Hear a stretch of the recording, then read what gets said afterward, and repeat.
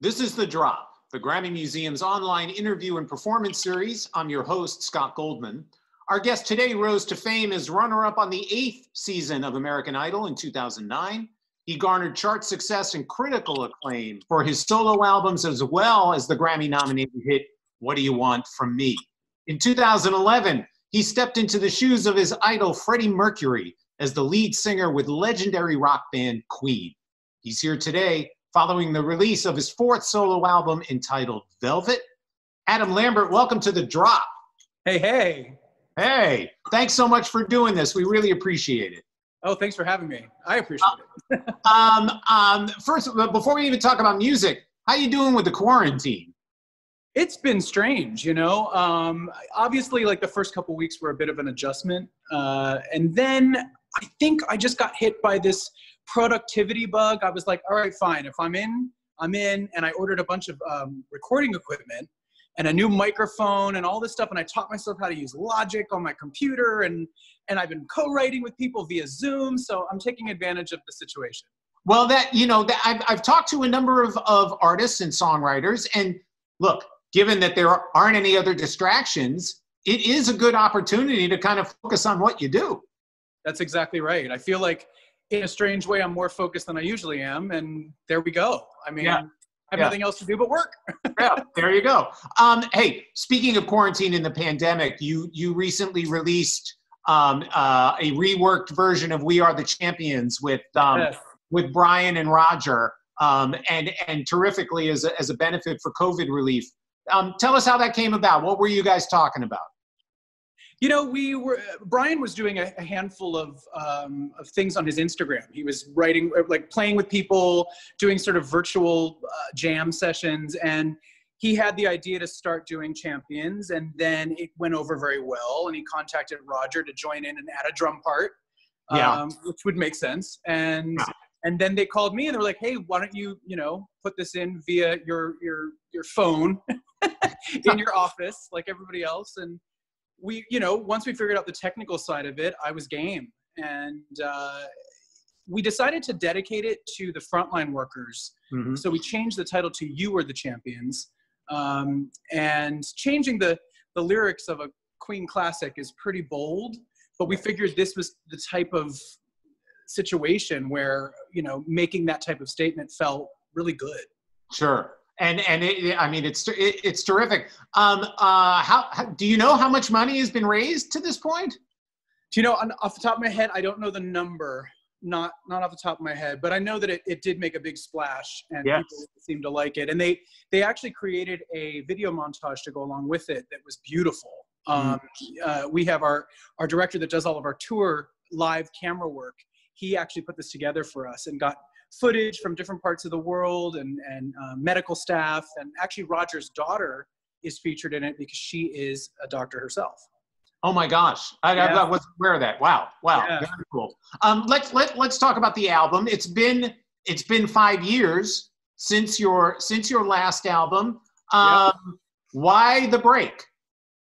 Well, there's a number of reasons. One was, I needed an actual break after my last tour and album cycle. And then there was a period of time where I thought, well, I don't know what I want to do. So I was kind of looking for and waiting for inspiration. And also I made some business changes. I changed management a couple times. I changed labels. So that stuff kind of slowed down the process a bit. But I really also decided to sort of take my time creatively. I knew that whatever I was going to do, it needed to feel a bit different from what I had done in the past. I wanted to sort of wipe the slate clean and sort of reestablish who I am as a music artist. Yeah, and I think some of that might play into, I'm always interested in titles. So tell me what Velvet means to you. It's a mood. Velvet is a mood, it's a feeling. I mean, obviously we know what velvet feels like. It's smooth, it's soft, it's comfy.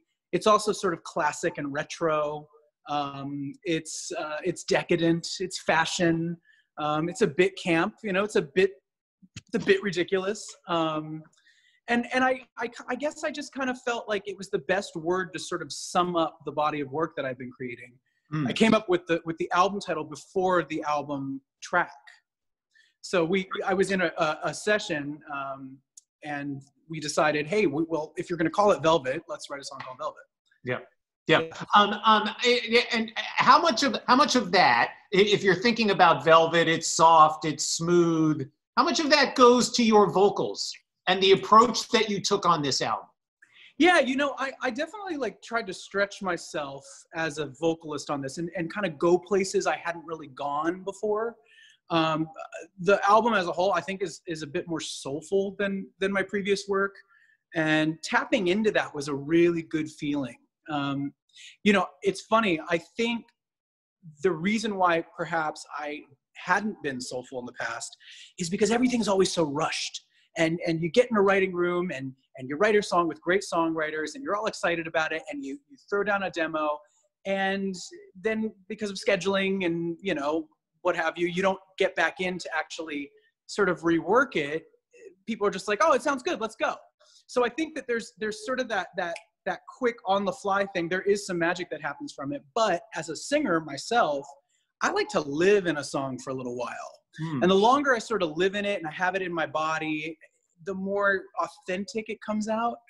And I think with this project, because I took my time and because I worked on these songs through different phases and sort of different incarnations, it became more authentic. It became more real. It came from a good spot, you know, from my guts.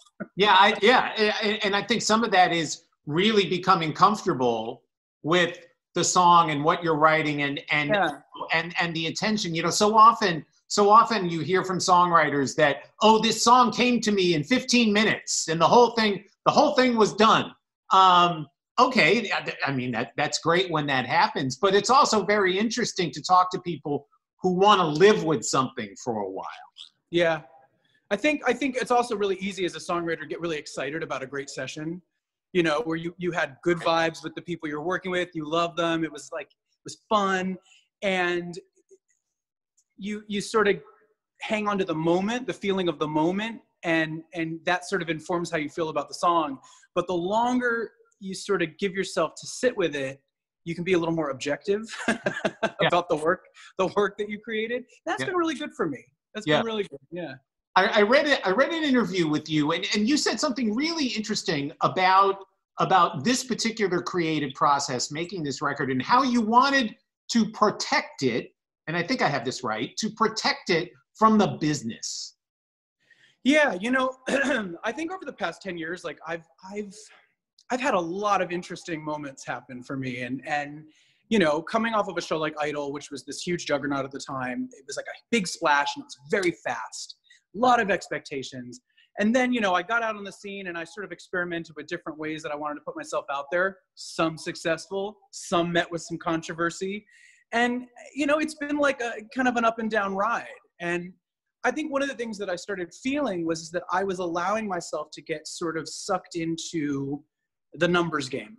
You know, like we tend to, in the music business, measure a worth of a project by how many streams it has or how many units has been sold or views on YouTube or whatever. And I get that. And, you know, if something's popular, that's great. We love it, especially with pop music. But I started relying on those types of pieces of information to tell me whether or not I was doing a good job. Mm-hmm. And I think I had to kind of get back to the drawing and work on a personal level, work on feeling a sense of accomplishment and feeling my own version of success with what I was putting out, regardless of what commercial splash it made. And that's a little tricky because the whole business is geared toward it. Mm. And I think with Velvet in particular, I sort of switched off that part of my brain and really tried to focus on my creative sensibilities, what made me happy, what made me feel something, and what seemed like me, regardless of, will this work? Will this be a hit? I think one of the things that I like about this album is I love the way it sounds, and particularly because I think you're going back to some of the sounds you heard growing up. Absolutely. In terms of kind of where sonically the direction of this record. Talk a little bit about that. What were you hearing as you were making the album? You know, I grew up, my parents they're really cool, by the way. My parents are cool. I can brag about that. They had an amazing vinyl collection around the house. And my dad was actually a DJ in college. So he had a lot of vinyl from the 70s and the early 80s. And my mom had quite a collection as well. My dad, you know, was like a deadhead, you know. I already like your dad. Yeah. So like I grew up with, you know, sort of like, you know, a hippie, kind of hippie adjacent. And then my mom had a real taste for maybe more soulful music. You know, she listened to Al Green and Sly the Family Stone. And I heard a lot of that stuff growing up. We heard Bob Marley around the pool every weekend. And then my dad had more of the sort of prog rock kind of sensibility. I think it just soaked in through osmosis, you know? And when I was kind of going back to the drawing board to figure out what I wanted to do for this album, in an effort to figure out what was the most authentic to me, I just started listening to stuff that I grew up with, as opposed to what was currently on Top 40. And it triggered a lot of great energy for me, you know, a lot of nostalgia and feeling of home and the feeling of family, and it just made me happy. And so that was sort of my playlist. I think it just soaked in through osmosis, you know. And when I was kind of going back to the drawing board to figure out what I wanted to do for this album, in an effort to figure out what was the most authentic to me, I just started listening to stuff that I grew up with, as opposed to what was currently on Top 40. And it triggered a lot of great energy for me, you know, a lot of nostalgia and feeling of home and the feeling of family, and it just made me happy. And so that was sort of my playlist while I was in the writing process. And in addition to that, I was searching current music for the non-radio Top 40 stuff, for the more alternative indie material that's out there that's incredible. You know, artists like Tame Impala, who I just like fell in love with. Lots of bands, lots of Sports is a band that I love. There's like a whole list. I could go on and on, but I just sort of like switched gears, and whatever it triggered felt like it was coming out in a very natural way. You know, speaking of your parents' record collection, so you've got Nile Rodgers on the track Roses. Yeah. And first of all, how did you come to work with Nile? Well, Nile and I have actually known each other now for a while. Back when I put out my second album, Trespassing, Sam Sparrow and I were writing a track, and we said, well, we need, you know, disco Nile Rodgers guitar. And he said, well, let's just write him on Twitter. And so we did, and Nile responded because he's lovely, and he guested on that track. So this was a while back. After that, we became friendly. I did a couple gigs with him and Chic out and around the country, just guest singing, like Let's Dance or, you know, Good Times or whatever. And then we actually wrote with Avicii. He had a track that he was working on for Avicii's big album, and called me and said, hey, I got this song, come down to the studio. So I did. That was one of the stories where we literally did it in 20 minutes. One of the few for me.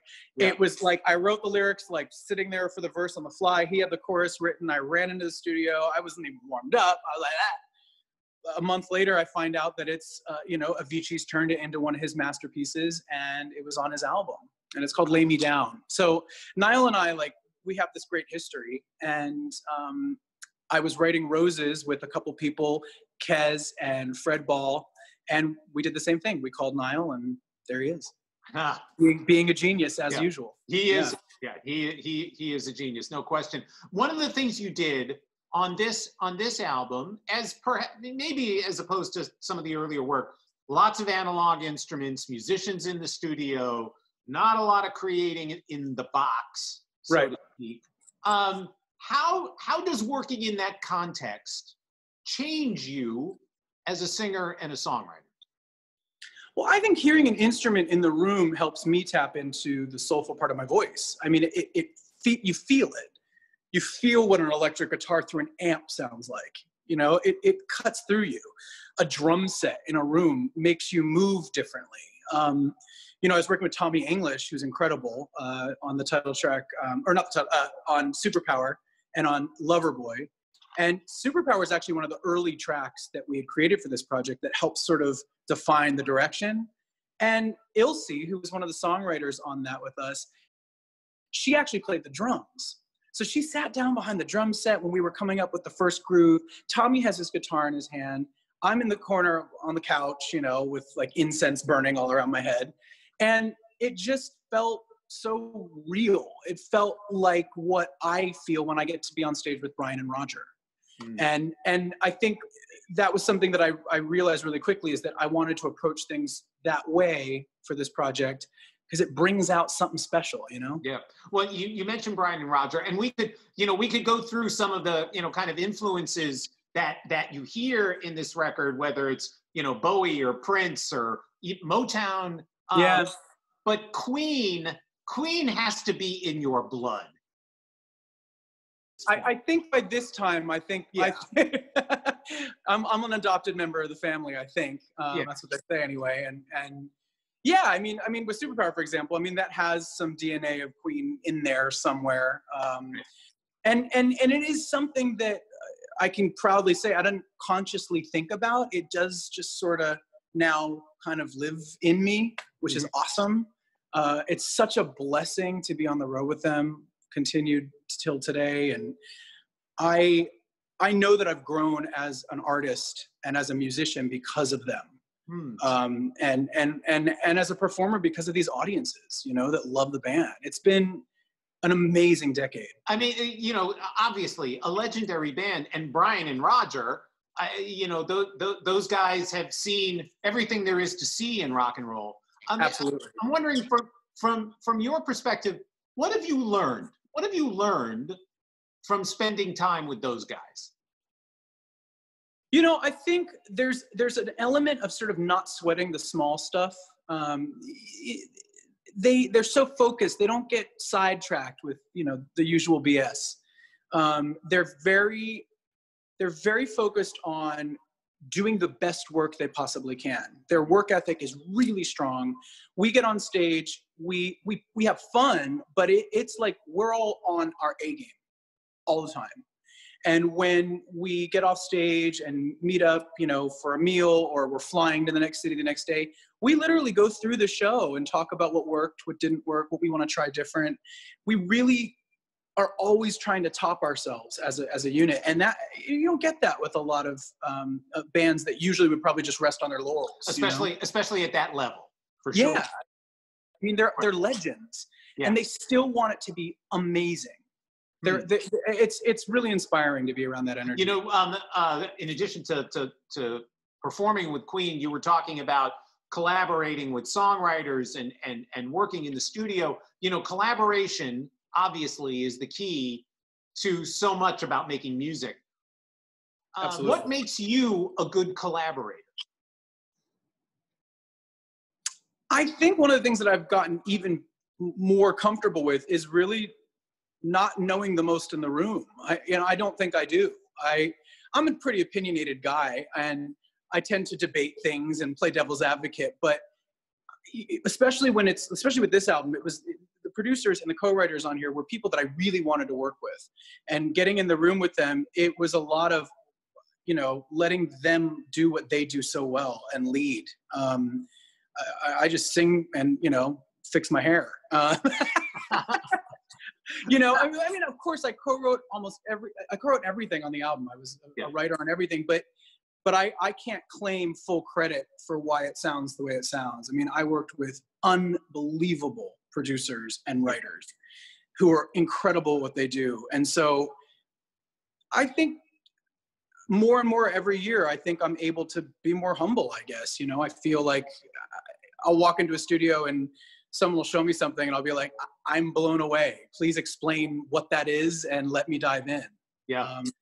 I'm lucky that way. I'm lucky that I get to be paired up with that level, you know? You know, in the digital world in which we find ourselves, and more so now perhaps than ever, artists are releasing songs basically as they finish them. And they're just kind of putting them out rather than waiting for kind of the traditional album cycle. And I know you released part A of this last year, and now the full album is out. How do you feel about that approach? Do you still look at an album as a body of work?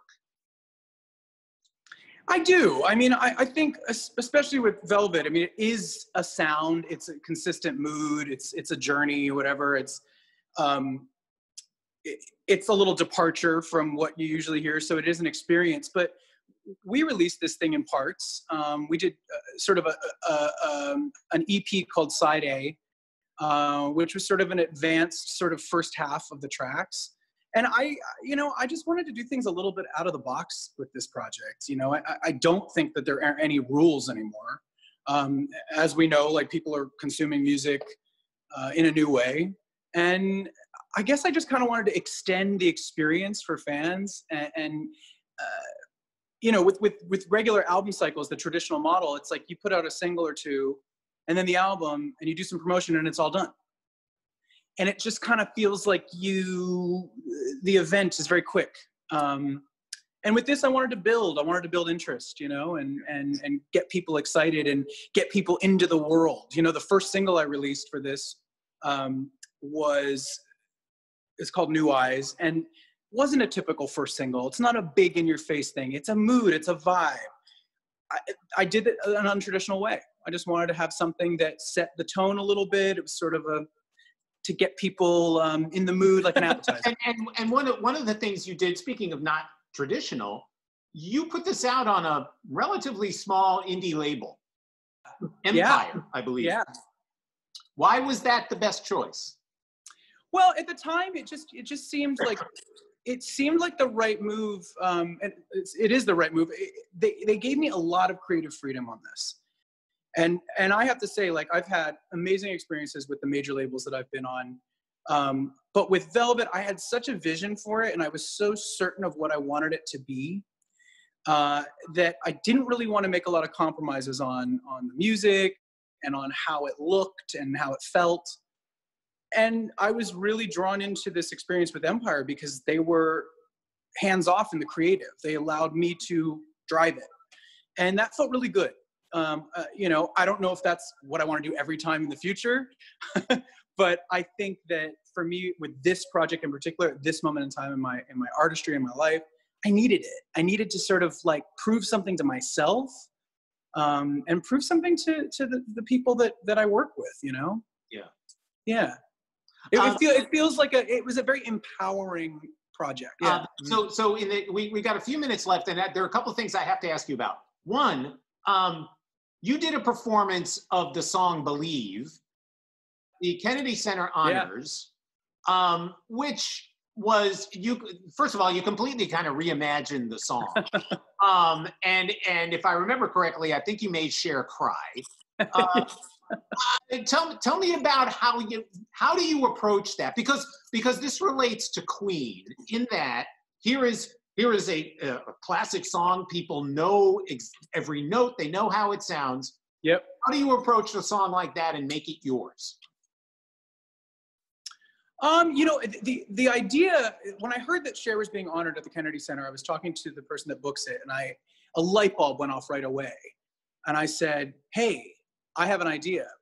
I actually did sort of a prototype version of this on American Idol, but it wasn't on the live shows that were televised. It was during that Hollywood week that they do before everybody, the big camp.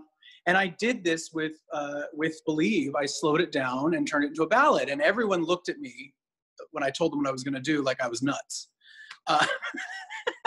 And even when I got up and sang it, they were like, huh?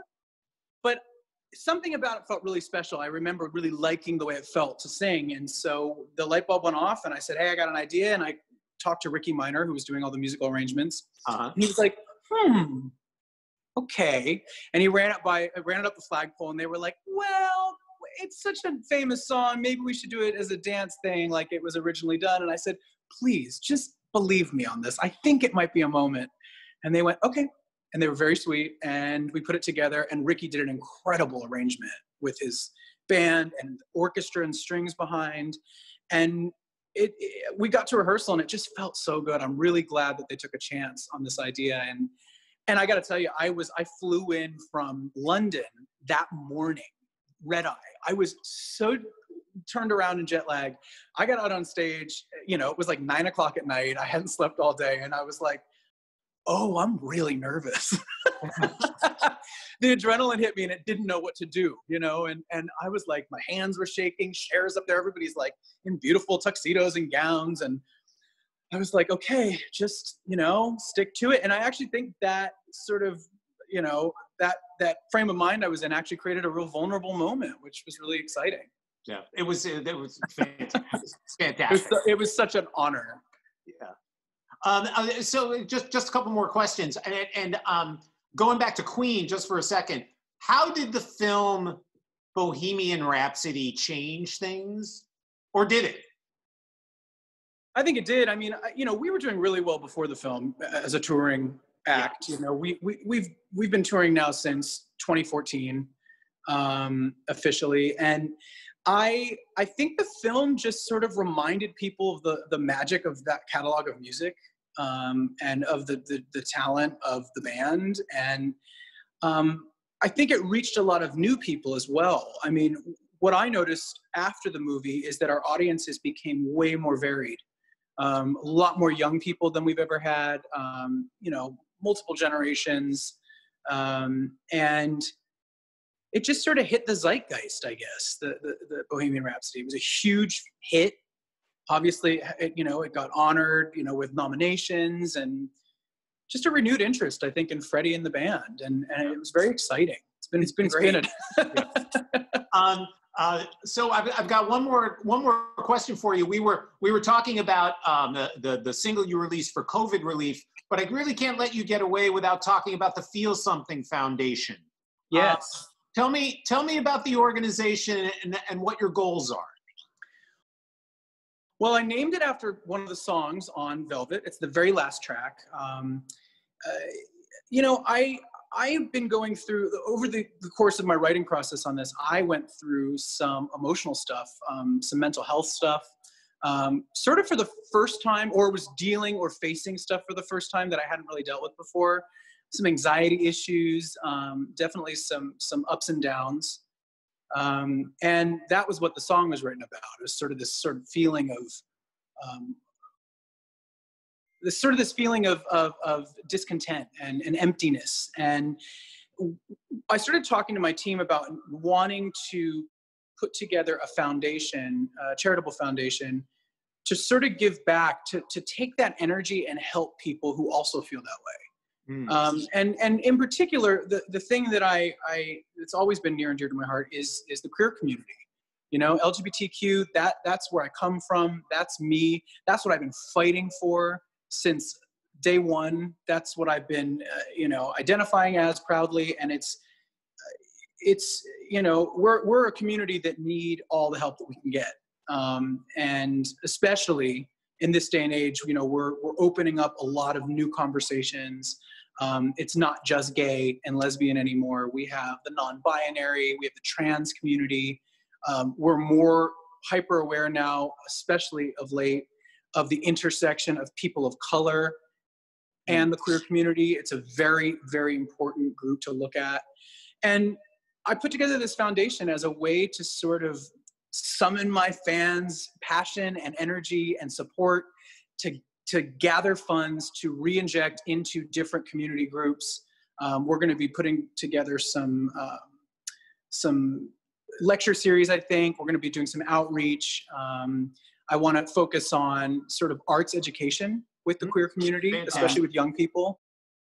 Yeah, that's sort of my proactive project. And then we're also looking at homelessness as an issue and mental health as an issue, like I said. So these three components sort of make up our directive. And I'm very excited. I put it together with a friend of mine. My team is really involved.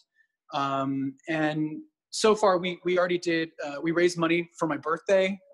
in the name of my birthday, my fans donated. We also did an auction of old stage costumes and raised over $20,000. Oh, wow. Which we actually just re-injected into the LGBTQ Freedom Fund, which is a Black-led organization who are focusing right now on helping people that were peacefully protesting post bail to get out of any jail or any medical issues that they had incurred via the police. Yeah. Yeah. Good for you. Yeah. And what a perfect button to put on the conversation here during Pride Month. So, Absolutely. Adam Lambert, we are so pleased that you took the time. The album is called Velvet. We hope everybody's out streaming it as we speak, and hopefully the next time we do this, it'll be in our theater at the Grammy Museum. Non-quarantine. Yes, exactly. Thank you so much. Thank you. I appreciate it. It was great talking to you. Good talking to you.